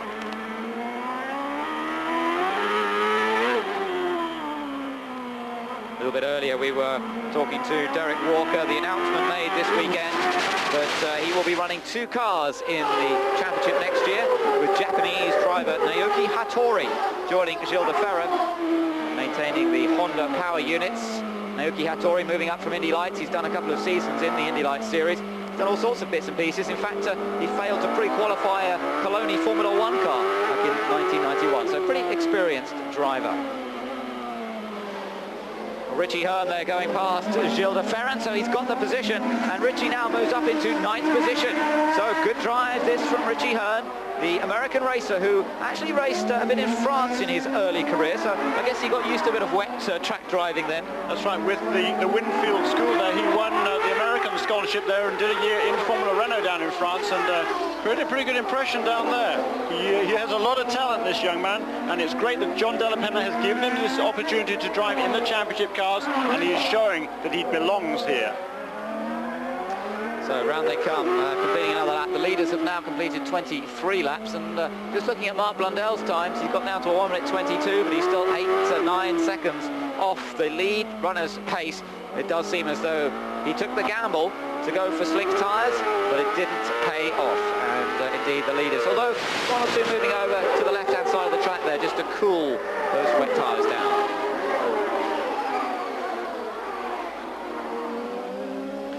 Out of turn number 5 through turn 6, the sequence of 90-degree left and right-handers. Franchitti now up to 9.2 seconds ahead. This is a masterly drive from the Scotsman, winner of 2 races so far this year, of course, getting into that winning habit. 9.2 seconds ahead. Zanardi in 3rd place has dropped back a long way from Tracy. He's 8 seconds behind Paul Tracy, and then Vassar's just 2 seconds behind Zanardi. So Zanardi's not able to keep up the pace of the Team Green cars. Perhaps biding his time. We're still in the early stages of this race, but that is a very big lead that Franchitti has developed. On board there with Bobby Rahal for a moment, but he's got Tony Kanaan and Adrian Fernandez both bearing down on him. Now, this is the battle hotting up for 5th position, and Rahal is going to have to watch out for these 2. Fernandez using a part of the track to perhaps help cool the tyres down. Rahal also getting onto the wetter part of track. This is the idea, to try and cool those wets down, but still we're not seeing times on our screens that would indicate slicks are the way to go. That's absolutely right, and Dario Franchitti's last lap around was a 14.4, and again, just to reiterate, that is almost 2 seconds, well, it is more than 2 seconds slower than his 2nd lap after the restart. That really is quite amazing, and Mark Blundell just not able to make any impression at all. Well, it's really, there's no way they're going to go on to slick tyres yet with those sort of times, and no doubt as we hear the times that Mark Blundell doing out there. They're being relayed up and down the pit lane, everybody watching them very closely. As soon as Mark Blundell starts putting in times that are similar to everybody else, and I'm sure we'll see a lot of people switching on to slicks, but so far he's a long way off those times. As Kanaan there up front, you're watching from Fernandez. Kanaan's got down the inside of Rahal, and Tony Kanaan has made the move past Bobby Rahal. That takes him up into fifth, and Fernandez goes through as well. Fernandez takes advantage of a loss of momentum for Bobby. Bobby's just slithering around. Look at that, the car really sliding around a lot. Over to the inside of the track to pick up some water, cool the tyres, back over to the outside for the line into the next corner. Kanaan is now fifth, Fernandez sixth, Rahal back down to seventh. Good move there by everybody, really. Fernandez did a good job to take that opportunity to get past Rahal, and credit too for Rahal for not pushing the envelope too far there, not making a mistake and risking taking either of them out of the race. Yes, good clean racing. Rahal perhaps waiting for later in the race when it's a little drier. Perhaps that will suit the car and set up. At the moment he has to see the two younger drivers. And remember, 23-year-old Tony Kanaan in the LCI car there, looking to wrap up the Rookie of the Year title here today. And really, more importantly than that, he wants to finish further up in the championship. Let's get as high up in the points battle as he can. Tony is 10th at the moment in the point standings. As you mentioned earlier on, Jeremy, top Brazilian in the series. Great effort that in his first year. I'm sure he'd like to move further up into that top 10. And farther back there we see Richie Hearn comes past in eighth position. Now he has got past several cars as Max Papis comes into the pits, but he's also passed, he passed Max Papis before he came in. So Max Papis into the pits now. That's interesting. Mark Blundell's just done a 1:17. Now, as I say, as soon as he has started doing times that the other guys are doing on wets, that's the signal. And that's why Papis has decided to come in. Be careful, Max. We saw how careful Blundell was. Are you going to be that careful? Are you going to be cautious enough on these slick tyres? I tell you what, it's easy enough to have a shunt in the pit lane exit if you're not careful. There is Robbie Gordon in the pits as well, his teammate. So the Arciero Wells team have decided to get both cars in early and put them onto slicks. It is just getting to the point now that slick tyres are a suitable option. And indeed he comes back out onto the circuit, and Zanardi perhaps is coming in. Let's just check out as they go past us. Yes, Zanardi's in. There you are. He's in the pit lane, and Zanardi decides to come in relatively early as well. 1 or 2, Adrian Fernandez behind him. He comes past our commentary box, and Zanardi into the pits, right down at the end of the pit lane there, to put slicks on, refuel, and get ready to go once again. Now, what's going on here? Big front wing change, huge front wing change. That's what took the time there. They were really cranking the front wing to change the handling of the car, and well, couldn't see whether it was more front wing or less front wing. Certainly took a while to change it, and Zanardi back out onto the circuit now. But is it raining again? We hear a report from out on the track that the precipitation has started once again. Boy, that'll throw another spanner in the works. Yeah, that really would be bad news for everybody if, well, everybody who's coming on slicks or changed to slicks. Not bad news for people like Franchitti and Tracy, who are still out there on wets at the moment. There is Gilles de Ferran. He's decided the time is right to come in and put slick tyres on. Meanwhile, let me tell you that Mark Blundell continuing to do 1:17s. And that's pretty good effort on the slicks. Franchitti there just lapping some of the slower cars. His lead is massive. There's Gilles de Ferran coming out. Franchitti's lead over 10 seconds. Brilliant performance that. There's Papis on slicks. He's done a lap. De Ferran tucks in behind him. And they've got Paul Tracy still on wet tyres, remember, right behind. In fact, not for long, because Tracy takes the chance to go through. And meanwhile, Tony Kanaan has moved past Jimmy Vasser. He's absolutely flying. His last lap round was well, the only guy who was quicker was Dario Franchitti, and he gets past Jimmy Vasser and into third place. Well, there's definitely the look of rain still in the air. Max Papis slithering around on those slick tyres as he tries to stay in front of Paul Tracy.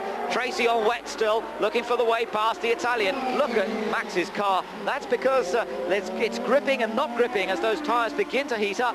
And it looks as though it's darting all over the place as he puts the power on, as he tries to build up a little bit of tyre temperature. Risky business this, trying to stay in front of Paul Tracy. But you can look, you can see that dry line now beginning to develop, and Papis there really was able to pull away out of that last corner, and surely Tracy, for him that's got to be the signal that it's time to come in and put slicks on himself, unless of course he's seeing that little bit of a shower which we're hearing is beginning to develop out there.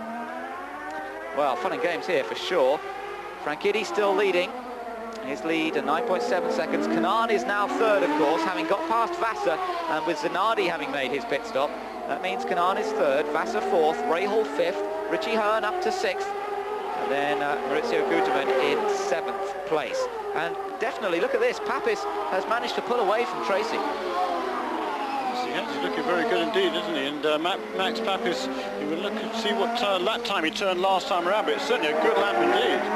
Yes, Blundell is down into the 1:15s meanwhile, which is actually faster than Franchitti managed last time. It is definitely time to put the slicks on. And to come in this lap, I would think, for race leader Dario Franchitti, for Paul Tracy and for Tony Kanaan, surely they've got to come in soon. Fernandez there has just done a 1:13. Now he has been into the pits. He is on slick tyres, so there's another indicator. That's pretty much the fastest lap of the race so far. Look at Papis trying to find a way past one of the Dan Gurney cars, All-American racers, gets past cleanly and continues on his way with those slick tyres now, coming fully up to temperature.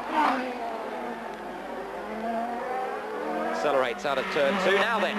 This should be interesting. On board with Alex Zanardi as he tries to get these slicks to work. Again, you can see how careful he's having to be.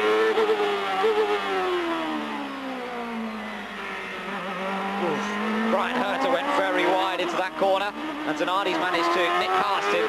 Herter made a little bit of an error going in there, lying in 10th place at the moment.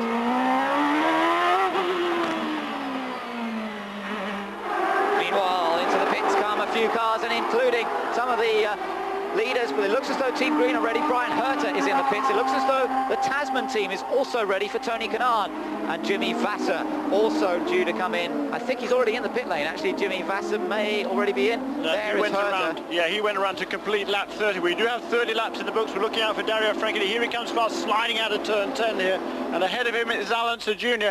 There is that is the second place car of Paul Tracy coming into the pit lane. Yeah, and all important stop. He hits one of those cones coming in. I don't know whether that's going to cause a problem or not. They're supposed to stay to one side of those cones. There may be a problem there. We'll have to wait and see. But the slicks go on board, and Paul Tracy gets ready to come out now. Will they make any changes on the car? Doesn't look like it. They've sent him out, but we're hearing it will be a drive-through penalty for hitting that cone. Well, no great surprise there. The cones are put there for a reason, to protect the Newman-Haas pit, which is right up at the end of the pit lane, and to knock a cone over, in theory, puts the Newman-Haas guys in danger. So there will be a drive-through penalty for Paul Tracy. Meanwhile, Jimmy Vassar has chosen this point to come into the pits and put on slicks. Yeah, there is Grant Weaver and crew going to wait to see the bespectacled Jimmy Vassar. He gets underway again, as that is Elio Castro-Neves behind him. So, Franchitti, has he come in yet? He will be in this lap. We're hearing on the radio that Dario Franchitti's due in this lap. They've left it a little late, but he had a big enough advantage that it should be okay. Meanwhile, Zanardi and Fernandez are in the 1:11s. There is Dario. Race leader, don't hit those cones, Dario. Well, he just about missed them. Otherwise, he would also have to do a drive-through penalty. Comes into his pits, and the boys go to work. Jack, you can see that onboard Jack in the middle of the car at the back there, lifts the car up in the air. That's as a result of that airline that goes in over the top. The Jack withdraws, they get ready to go, and away he goes. A little bit of slipping and sliding, but he gets away safely. Almost identical stop to Paul Tracy's there, and Dario Franchitti rejoins. He should be in good shape, even though he's come in a little later. He had such a big advantage by the time he came in. Now he's got to behave himself on those cold slicks. Now this is what happened to Paul Tracy. He came in, he understeered, bang, just into that cone. He only got it wrong by a little bit, but that's enough for everybody to call a penalty, or for the card officials to call a penalty. That's what we're hearing. We'll wait to see if that's confirmed. Meanwhile, Bobby Rahal has come out onto, well, he's out of the pit lane on his slick tyres. No, we're hearing the latest thing is that they're not going to give Tracy a penalty. Now that surprises me, I have to say. Well, Kurt Russell made it perfectly clear, I thought, this morning in our briefing with him, that if you did clip a cone coming into the pits, you would get a penalty. But now Wally Diamondback is saying no. Well, looks as though Tracy may indeed have got away with it. And Dario Franchitti, there he is, race leader with Richie Hearn well up there. In fact, Dario's come out back in front. He's still ahead of everybody. Richie Hearn has moved up to second, it looks like, as a result of not coming in yet. Quick stop there for Alonso Jr. Under 10 seconds, apparently. 9.7 seconds for Alonso Jr. And Meanwhile, Dario Franchitti is race leader. Richie Hearn is moved into second, but he's yet to come onto slick tyres. Just on a 1:13 though, so still putting in some quick laps is Richie Hearn on those Firestone wets. Race leader comes over the line. Franchitti leads, 2 seconds ahead of Richie Hearn.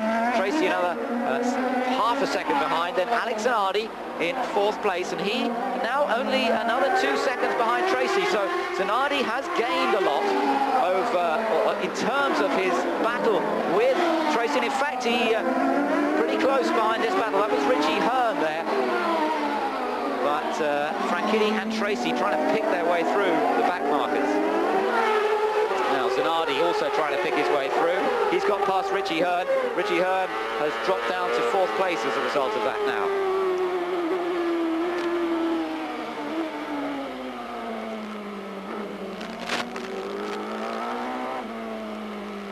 Again, gently does it for Richie Hearn. Still on tyres that have not been changed, still on the wet tyres. Meanwhile, there's just been the most astounding lap being put in by, who do you think? Well, you probably won't guess. It's Max Papis. He's just done a 1:07.9, and that's about 2 seconds faster than anything else we've seen so far. Yeah, at least. And a great effort by him there, and we can see that down into turn 1, the 2 Team Green cars absolutely nose to tail. Yes, Franchitti and Tracy absolutely together. Look at Franchitti got so sideways. Tracy has to think about going up the inside, but doesn't quite make it. And Franchitti just about stays in front, but that was close indeed between the two of them. Meanwhile, Zanardi's not too far behind. They've got to watch out for this traffic. Franchitti's trying to pick his way through traffic, but that's giving Tracy the chance to close up again. This is on the long straight now. Can Tracy pick up the slipstream here? Look at the Toyota power.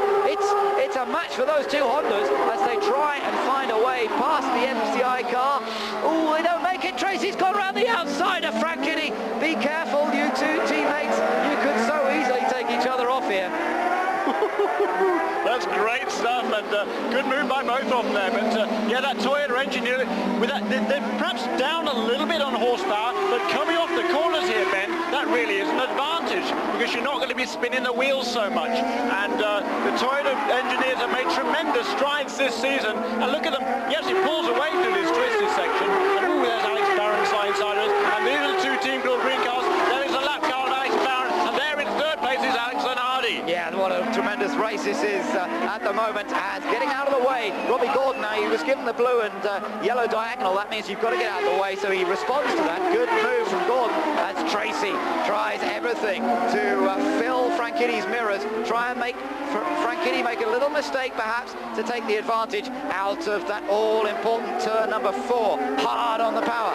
And here's Tracy's chance perhaps, if he can just get a bit of straight line speed, but he doesn't seem to have the edge in a straight line. Perhaps he's running a little more downforce on that car. Quite possible. We saw some changes being made in the pit lane, and that might be why Paul is very quick through the twisty sections, but he doesn't seem to be able to close up to Franchitti where he needs to at the end of that straight. Cat and mouse game. There's great stuff going on here, and more battles down the field. Some tremendous racing going in. Now we've got this race into its stride, and they're a good exit again for Paul Tracy, but not able to get close enough to Dario Franchitti to make a pass. Here they come past us. There's 36 laps on the books. Alex Zanardi, meanwhile, has got bulked behind Alex Barron, and he can't seem to find a way past. Look at this battle for the lead, though. Tracy all over the back of Franchitti, and Tracy so desperate to get a good result, to try and get a win in the bag after such a tough season. He's been outclassed by Franchitti throughout this year, and now perhaps is his chance to get past and pull away, and he's not going to let that chance slip away here. Close to the wall on the exit of that all-important turn number 4 onto the long straight. Now, I wish we were looking back at Max Papis. He is giving Jimmy Vasser everything in that. Look at locked up brake there as Tracy looks to the inside. Ooh, no, he can't make it past. He slides there on the exit. There is Paul Tracy, a little bit back in the field now in 6th place. I've got to give a call to Max Papis. He was all over Jimmy Vasser as he came past here, absolutely flying. And I tell you what, just behind Max, Gilles de Ferran put in a fastest lap of 1:06. So we really are seeing much faster times. It's suddenly got so much quicker out there with that dry line developing, and Franchitti's just managed to open up a little bit of a gap over Tracy, a little bit of breathing space, but there's more traffic coming up soon, and And oh dear, it looks as though it's all over for Bobby Rahal. In the pits, out of the car, and the veteran is out of the race here in Houston. A shame that, in fact, Bobby leading in terms of numbers of laps completed up until this race. Zanardi's actually completed the most miles, but Rahal's completed the most laps of the season. And unfortunately, Rahal now out of the race. Yeah, that is a shame. He has been running very, very well indeed there. And here's another battle here. That is Gugelmin there looking to be passed. And Franchitti gets alongside him under brake in the end of turn 5 here. Yep, Gugelmin lets him go through. Tracy really came up quickly behind Gugelmin there, and he's also trying to get through safely and securely. Tracy in second place, remember, behind Franchitti. And yeah, Gugelmin gives him plenty of room. Doesn't fight that battle, and so they continue on round. We're hearing that those cones that Paul Tracy hit, well, they're actually taking them away now. The reason those cones were there was to protect the Newman-Haas pit. And oh no, look at that! Into the tyres has gone Carpentier. That's on the last corner, or right by the pit lane entry. A lot of damage to the right front there, and that could bring out a full course caution. Although it's very close to the pits, I can't see how they're going to get that car out of the way without getting everybody behind the pace car. And Patrick Carpentier is the latest victim here of such tricky conditions. Yeah, and heavily into the tyre barrier there, and it certainly is a very dangerous location, and it's going to be tough to get to that car. Well, I can't see any way they can get to the car without going full course caution, frankly. No, we don't see the signal being given No, yet. well, I'm looking at, yeah, there is Jim Swintel. I can see him now just waving the flags as we talk there, and out come the flags. Fernandez just trying to get past Vitolo as that yellow came out, and he backed off because of the yellow, and Vitolo went past. Now I wonder if they'll readjust that once they get the cars up behind the pace car. No doubt kart officials will be keeping an eye on that sort of thing. So as the yellow comes out on lap number 39, Franchitti, race leader, had a second advantage over Tracy. Zanardi was another 7 seconds back. And there again, the view of Carpentier into the tyre barrier. So out of the race for him. And at the moment it's still Zanardi third, Canaan fourth, Jimmy Vasser fifth, Max Papis in 6th. Look at De Ferran. What has happened to De Ferran? One of the fastest over the last few laps, and he's being pushed out of the way. So I didn't see what happened. Car looks okay. Can't see any visible signs of damage. No, boy, he's had awful luck this season, Gilles De Ferran. He's been quick just about everywhere, but 5 of the last 6 races he's failed to finish. It looks like the same again this weekend. He was running so strongly too. He was up in the 7th place, but turning some very quick laps indeed. Onto slicks, Gugelmin, but also in the pits comes Blundell. He was already on slicks, but they've put a new set on and decided to refuel him at this stage. Meanwhile, the Canadian, Patrick Carpentier, clambers out of his car, bashing his head. So that's the sort of body language that means my mistake, and I'm pretty angry with myself. So yeah, he's unfortunately out of the race. Gilles De Ferran just making a bit of a mistake by the looks of it. That's put him out of this one, so I don't know if we'll get a chance to see what happened exactly. But unfortunately, 2 cars out in the space of a lap there. That's Patrick Carpentier. Now we might get a chance to see what happened here. Look for the blue and white car in the background. It'll probably just spear its way from right-hand side of picture to left. There he was. Came in too wide, too fast, and understeered. That's what you call understeer. Yes, it is indeed. The front end of the car just not wanting to grip there, and there is Carpentier getting a helping hand across the pit lane there by the Terrier Billy Camphausen. He is the pit lane marshal here for kart. He's been doing that job for many, many years. Very well respected. Tremendous energy that man has, and he's a great friend of everybody up and down the pit lane. He works so hard for Championship Auto Racing teams. A great character. So they're the 2 leaders behind the pace car. Franchitti, followed by Tracy. And then Zanardi behind the eagle of Alex Barron. Just didn't seem to find a way past that. Barron is actually running down in 14th position, a lap down. Oh, and what's going on here? This is all a little bit strange. Andre Ribeiro. Now, did he spin that while they were all going slowly? Did he go in the pits or something? Or? No, he went off on his own, unfortunately, a bit embarrassing. Oh, strange. I wonder if he was trying to catch up to the back of the queue. Helio Castroneves is out. Now, this could be the end of his chance for the Rookie of the Year title. Canaan up there in 4th place. There's Andre Ribeiro, having spun it. Now they might be able to get him going with a bit of luck. And Franchitti, still race leader here in Houston.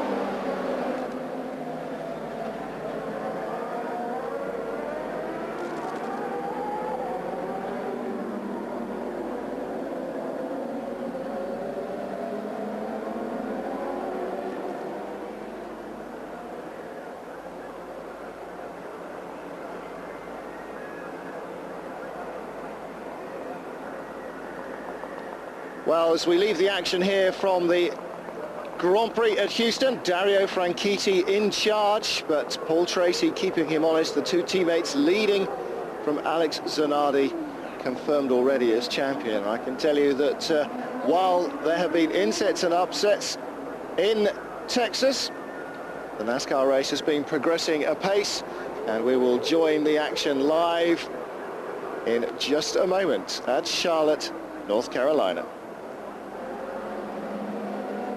He went for the move at the end of the main straight, down into turn number 5. Tried to get alongside, didn't make it. Franchitti turned in, it was his line, contact was made, and the damage done to Tracy's front suspension. Tracy's been hounding Franchitti, looking for a way past, but to make it move, he had to go for the clean pass, and it wasn't clean enough. He wasn't alongside enough, and that's the view down in Paul Tracy's pit. How angry is he? Well, the camera crew being waved away a little bit at the moment. No doubt Tracy is extremely angry, and that good relationship that I talked about between Dario Franchitti and Paul Tracy, well, it could all be over now. I don't think Paul wants to stop to talk to anybody as Dario Franchitti continues on his way round. No yellow flags as a result of that. They're continuing to race, and Paul and his wife Lisa decide to get out of there as quickly as possible. Paul will do himself any favours there whatsoever, and in those situations you've got to face the fireworks. I think he made a mistake. He knows that he made a mistake, and he shouldn't have tucked his nose in that situation. But you know, I just hope that he hasn't damaged the rear of Dario Franchitti's car. So it doesn't seem to be, because Dario is continuing to pull away from Alex Zanardi. Interesting, Barry Green on the radio to Dario Franchitti. We've just heard up here in the box, he said to Dario, "Keep going, mate, you did nothing wrong there." Interesting to hear that from his team boss. And of course, Barry Green talks to Paul Tracy during the race normally, but he's actually come onto the radio to Dario and said, "We don't blame you at all for what happened. Keep going and concentrate on winning this race." And that's good. I mean, even if he had done something wrong, I think that's the right thing for the team manager to say, because at the end of the day, they've got to keep Dario's concentration up here. Absolutely right, and he is doing a stellar job at the front of the field. That was his line, he took it, and Tracy was just in the wrong place at the wrong time. And Dario Franchitti now, that's good work by Barry Green. He has to, as you say, not lose concentration. It's awfully difficult to make a mistake on this racetrack. It is still pretty slippery, and there is word we hear from the pits that Barry Green and Paul Tracy actually got nose to nose there. Don't think Barry was very impressed at all, quite rightly so. Well, they continue round. Franchitti has a lead of 3.5 seconds. With all that drama taking place, it looks as though the car's okay. Lap times fine, 1 minute 3.7 now that they're on this pretty much dry track. Well, it's dry online, still slippery offline, of course, and a 3.5 second lead to Alex Zanardi. Tony Kanaan in third. Jimmy Vasser still there in fourth. Max Papis is now fifth. He got ahead of, no, of course, Tracy went out, so that's moved him up into fifth place. And we got a little bit of report that there could be some more rain around, and certainly looking out of our commentary box window, there is some rain beginning to fall again up at the end of the track, so this could make life even more difficult. Are they going to stay out there on slicks and hope that the rain disappears, or are they going to have to come in and switch to wet? Look at this little group that's battling away here. Mark Blundell is in 16th position, but Fernandez is a lap ahead and trying to put another lap on Blundell. Yeah, and Blundell and Sospiri, they're changing positions. That was a battle for position. That was for 14th place, and Gujamin, actually Blundell's teammate, was holding up that whole group of cars, and he slowed down on the previous lap, so he's got out of the way. And I'm not quite sure where Gujamin has gone actually, but he has slowed right down, maybe even pulled off to the side of the racetrack, and now this group is able to get past and have some clear sailing ahead of them. So Spiri doing a pretty good job at the moment to be in 14th place, only his second Champ Car outing, and he's certainly been in one of the most difficult, I should say, with the wet conditions here on a new track. And across the line goes Adrian Fernandez, still in 6th position. Alonso Jr. in 7th place. Don't count Little Al out of this one yet to see him that well up. That's right, he just got past Richie Hearn on that last lap, and he's really on the move, Alonso Jr. He passed Brian Herder a couple of laps ago, and now he's setting out after Adrian Fernandez. Fun to see the slippery surface flag being given down there. I thought that was fairly obvious to everybody. Perhaps somebody's dropped a bit of oil just to add to the mixture, who knows? As they continue round, this is lap number 53. So Gujamin down in the pit lane. It looks as though there could be a problem on the Pac West car. of the experienced Brazilian. Definitely looks like it. And, well, that's put him pretty much out of the race now. Guterman, where was he running? Quite a long way down. 17th place he was. He was already a couple of laps down. So, looks bad news for Maurizio Guterman. Mark Blundell up in 14th place, the other of the Pac West drivers. But still looking at the moment here at Alonso Jr. 7th position for him, 8th place for Richie Hearn.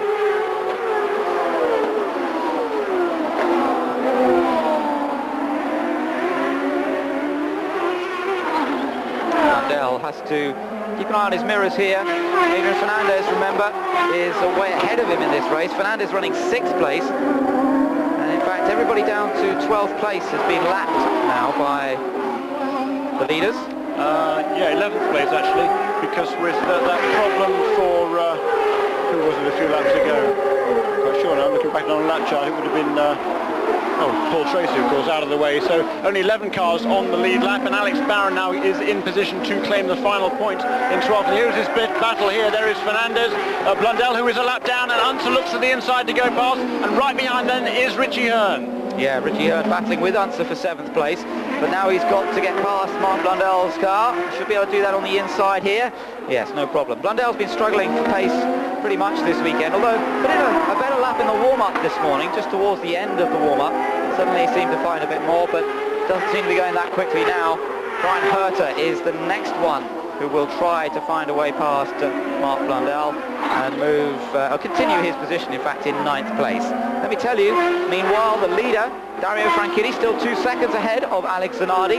That gap has remained fairly consistent, hasn't it? In actual fact, Ben, it's been coming down these last few laps. 3 laps ago it was 3.5, then 3.0, then 2.8, and now just 2 seconds between the two leaders. So Alex Zanardi is on a charge. He has pulled away from Tony Kanaan. That gap has increased by 1 second in each of the last 3 laps, and no question about it, Zanardi has his sights set on Dario Franchitti. Well, that's what's happening up front. We're still concentrating on the battle here for 6th place. Fernandez and Al Unser Jr. in the Penske, looking to find a way past the Mexican. Remember, we've seen how many Mexican fans are here today. They'll be cheering their man on here. Winner of a couple of races this year, one in Japan and one at Mid-Ohio. That's put him well up in the points table. Still battling for 2nd place in the series. And Jimmy Vasser holding on to that place at the moment. Vasser in 4th position in this race. There we are, that's Adrian's progress in this race. Started 12th, moved up gradually as a result of other people's problems and by staying out of trouble, which is certainly something that a lot of drivers have not done today. He now lies 6th with Al Unser Jr. breathing down his neck. Yeah, and there's Robbie Gordon there, Adrian Fernandez, there is Al Unser Jr. He's had some good runs with this car in the last few races. Not had an awful lot of luck, but he is running strongly here this weekend. And there is Fernandez looking to the inside of Robbie Gordon. No, can't get that past him. So Robbie Gordon, who's running a couple of laps down, he runs in 13th position. Just shows you, though, how hard it is to get past another car. So competitive, so even between these other machines. So there is Richie Hearn, right at the back of this little group. And, well, just to remind you what happened a little bit while ago, of course, Dario Franchitti had that lead earlier on. He was in that battle with Paul Tracy, and Tracy was looking so aggressive, wanting to find a way past for lap after lap, and then finally Tracy went for the move, and it all went wrong. Tracy tried to go down the inside into that turn number 5, and the contact was made, and that's basically what put the Canadian out. Dario Franchitti has survived that. He is up front in this race and controlling it so far. He opened it up again last time around. It had gone down to 2 seconds between him and Zanardi.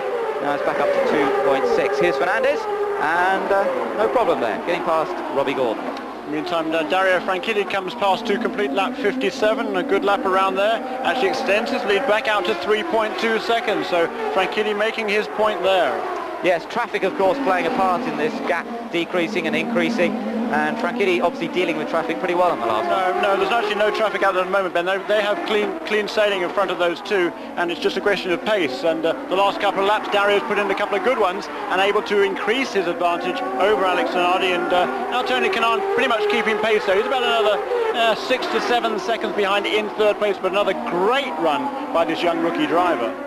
Looking out of the commentary box window, checking out the clouds. It still looks pretty pretty much the same, I have to say, very grey, but no further sign of rain falling. That dry line very much developed now. You see Gordon just sliding a little bit close to the wall there. But so far so good. I have to say though, I could see it might rain at any moment. I mean, it's just the way it is here this afternoon. Very, very changeable indeed. We're just going to have to keep an eye on the heavens and see whether it stays dry for the remainder of the race. Gordon there, still in that little group. Another quick lap for Dario Franchitti extends the lead to 3.8 seconds over the second place car of Alex Zanardi. And there is Adrian Fernandez. Yes, you say, he's put a bit of daylight in front of Alonso Jr.'s car. Yeah, he's pulled away a little bit now. A little bit more breathing space. Fernandez still in 6th place and Unser 7th, Richie Hearn in 8th position. Look at the support Adrian's getting there.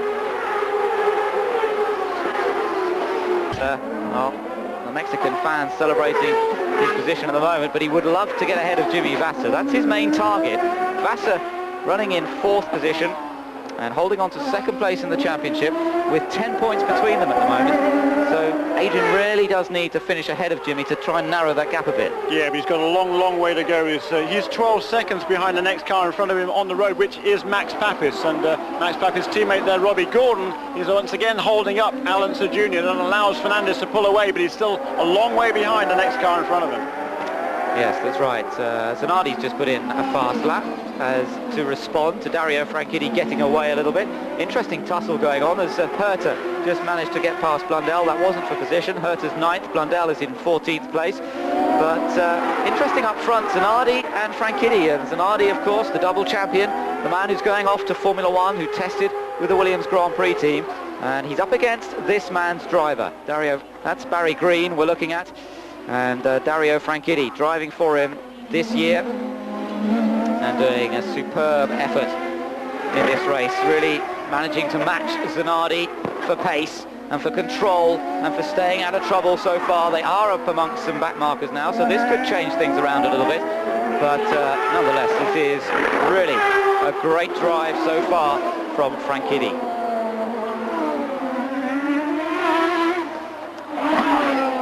Whoops, just nips past Arndt Meyer there. And that could give him a chance to open up the gap a little more over Alex Zanardi. Zanardi has to try and get past Ribeiro and Meyer on this next straight. Now there's about 40 minutes to go in this race. And until the 2-hour mark comes up, 40 laps to go in fact. And it does look as though they're going to have to make an extra pit stop, and one more pit stop to be able to make it through. They've had a lot of green flag running since that red flag stopped the race earlier on. Looking back at Kanaan in 3rd, Vasser 4th, and Max Papis, there he is, running in 5th position. Yeah, and behind Max Papis, that is Alex Barron in the Eagle Toyota, who is actually keeping pace with Max Papis. He was a little bit closer than that a couple of laps ago, but still only, 10, 12 car lengths behind. And those two Toyota engine cars running a very similar pace indeed. Alex Barron's last lap was a 1 minute 3.526. The race leader comes around this time, 1 minute 3.8. So very good pace there by Alex Barron. Yeah, very impressive indeed. And Barron again showing what he can do. He did this in Vancouver where he got into the lead and Michael Andretti couldn't even stay with him, and now he's showing that sort of pace once again with the Eagle chassis. Race leader's gone through again, and again a faster lap from Franchitti than it was from Zanardi, so the gap up to 3.1 seconds once more, and still the battle continues between the experienced Italian, the much more junior Scotsman. Of course, Franchitti though in his 2nd year now, and Zanardi just completing his 3rd year in the championship as he disappears off to the world of World Championship racing. And Zanardi getting his first taste of that Formula One Williams last week, telling us that we're hearing reports of rain now. It is beginning to rain a little bit more, and I'm beginning to see the umbrellas starting to go up as well. I think a flash of lightning there as well, and we're looking at Max Papis, and just let me tell you that Brian Herta did move past Richie Hearn on that lap. That was the battle for 8th position. So we're still seeing changes, but what about this rain? And is it going to catch anybody out? Well, we'll have to wait and see. So far, so good. Let's watch the lap times. Zanardi's last lap was extremely slow. A very slow lap. He must have made a mistake there somewhere, Zanardi.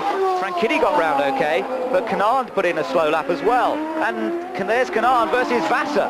Tony Kanaan versus Jimmy Vasser, and Kanaan had a slow lap last time around, and that's because of the rain that is around. So Franchitti did extremely well on that last lap. He was only a few tenths slower than before, but he's pulled away again. He's now got a 7-second advantage. Zanardi second, Kanaan in third, Vasser in fourth.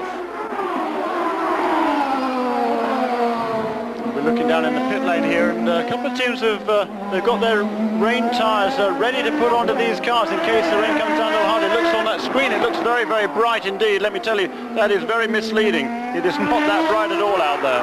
No, it's getting gloomier and gloomier, and I'm just watching the people on the grandstand now. They really are beginning to move around, put on jackets. You can see somebody in the back of the picture there putting on a jacket in the pit lane. The rain is falling once again here in Houston, and this is really going to throw things wide open again. The Ganassi pit have got the wets out, now they put them away again, but they're still out perhaps for Jimmy Vasser. Last lap round, Franchitti 2 seconds faster than Zanardi, 1:05, with Zanardi doing a 1:07. This is some driving we're seeing from Franchitti today. I have to say, very impressive performance so far. Stunning effort. In the last 2 laps he's pulled out 7 seconds over this man, Alex Zanardi, now the 2-time PPG Cup champion. Yeah, that's incredible, and no doubt he's still keeping things under control. Zanardi, you can see how much the car's sliding around now that the track is more slippery, and the lap times correspondingly slower, but Franchitti still seems to be able to find a little bit more grip, a little bit more speed than anybody else, and managing to further stretch that advantage. So careful they have to be though now, not to make a mistake. And remember, we're still expecting another pit stop to be made before the end of this race. Coming through picture, Kanaan. Ooh, third place still for Tony Kanaan. Where's Jimmy Vasser got to? There he is at the top of the picture. So those two still continuing in third and fourth positions.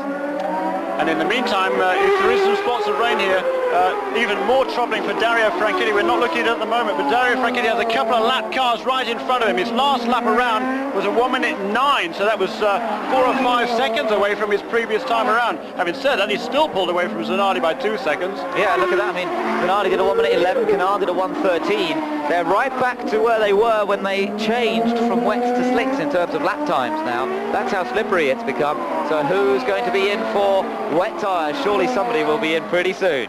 Well, Adrian Fernandez just came in the pits, also so did Robbie Gordon and Brian Herter. Whether these are scheduled stops, we're not sure. We've just heard that Dario is going to come in on this lap. He has been called in by the pits, and Dario is due in. There is Adrian Fernandez. Fernandez is in already. He goes on to wet tyres. So he's the first to make the change, but it's definitely the time to do it. It's getting more and more slippery out there as the rain falls. There's the leader. Franchitti is in, and the wet tyres are ready and waiting for him in the Team Green pit. A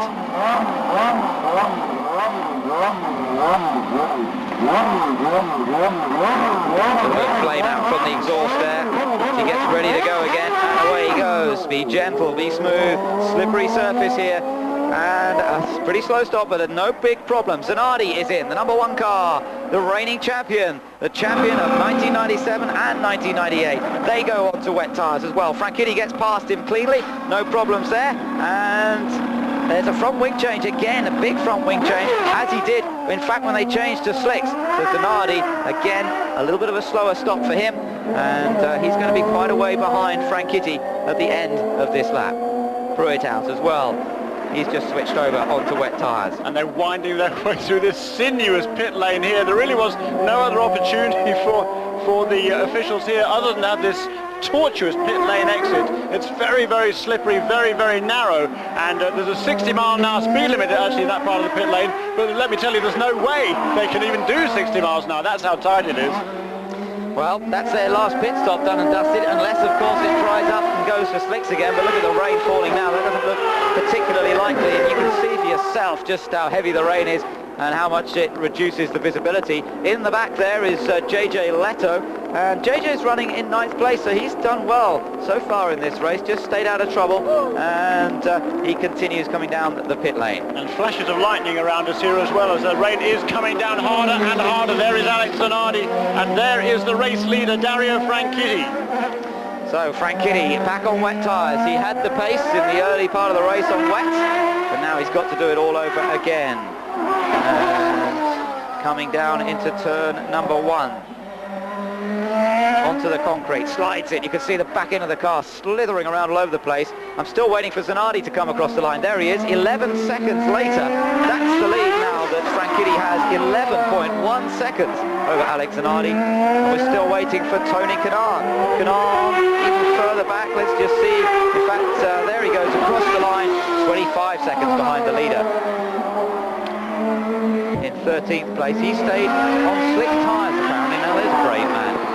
I know he does not for much longer. He comes in. I don't see how he could possibly stay out there on slicks. No, it's raining pretty hard now, and there goes Adrian Fernandez, who had been passed by Alonso Jr. last time, and look how wet it is in the pit lane there. But this lap around lap 68, Fernandez gets past Alonso Jr. and reclaims 6th position. Well, surely we have to be, the officials have to be looking at a possible red flag situation with the amount of rain falling at the moment. Difficult one to call. It will depend really on how much standing water there is out there. Yeah, I think it's more a situation probably the lightning. That's the real danger here. I mean, the cars are now on wet weather tyres. The drivers know how treacherous the conditions are. They are on the correct tyres. There's really not a dangerous situation from that perspective, but it's the lightning that is the danger. Yeah, Franchitti nearly getting caught out by JJ Leto. In fact, surviving it quite cleanly. JJ running in 10th place now it is after those pit stops. Both of them sliding around all over the place, aren't they? And Franchitti has to be careful in choosing his moment. Yeah, and having said that, the rain is coming down harder and harder and harder now, and Dario Franchitti has just called in to say that standing water is a problem, and it's coming down so hard now. It's gone full course yellow because of the rain. No great surprise there. Full course yellow. The pace cars will come out, and the drivers will be led around slowly because of these conditions. Now that is a very wise decision, I have to say. Bring out the full course yellow and see whether this rain eases off a little bit. It is desperately wet out there at the moment. The rain is just steroids, and there's just no chance really for them. There's a little bit of brightness from that camera angle, but I tell you, from looking out of our commentary box, I can't see that bit of brightness. I don't know where the cameraman found that, because it's very, very gloomy. The lenses they have on these cameras these days are quite amazing, aren't they? They make it look like it's no problem at all, but I tell you, it is horrendous conditions for these drivers. There he is, coming past the finish line, the full course yellow waving once again. And now he can slow it down, but it's almost worse, I should think, for the drivers now, because they're getting wetter and noticing it. Well, at least when they're driving and they're pushing, they don't really notice getting wet. But when you're going slowly, of course, the rain just fills the cockpit up, and you feel wet, you feel cold and miserable, even though it's pretty warm out there today. Not much fun at all. Yeah, well, apparently Dario's just calling back on the radio, saying just can't see anything.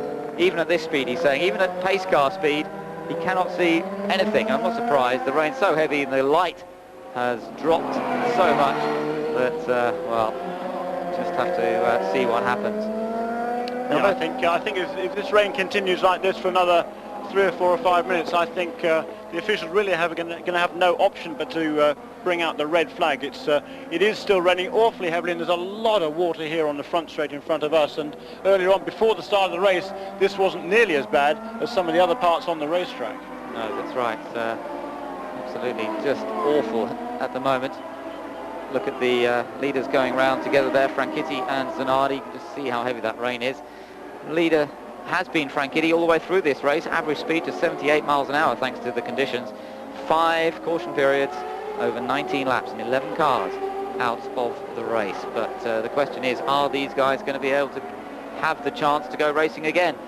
I have to say, Franchitti's dominated this event from start to finish. Brilliant performance so far in changing conditions from wet to dry, back to wet again.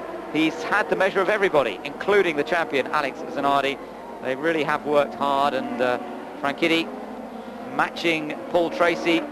There was the incident between them, of course, as well, but he survived that, and so far leading it. And we're hearing that the white flag is going to be waved this time by. Looking down there, it is. The white flag is being waved. It is the last lap, and it will finish under caution here. The first race in Houston. The most dramatic race, perhaps, of the season so far. And it's going to be the 3rd win of the year for Dario Franchitti. And boy, in what style he is going to come through to win this one.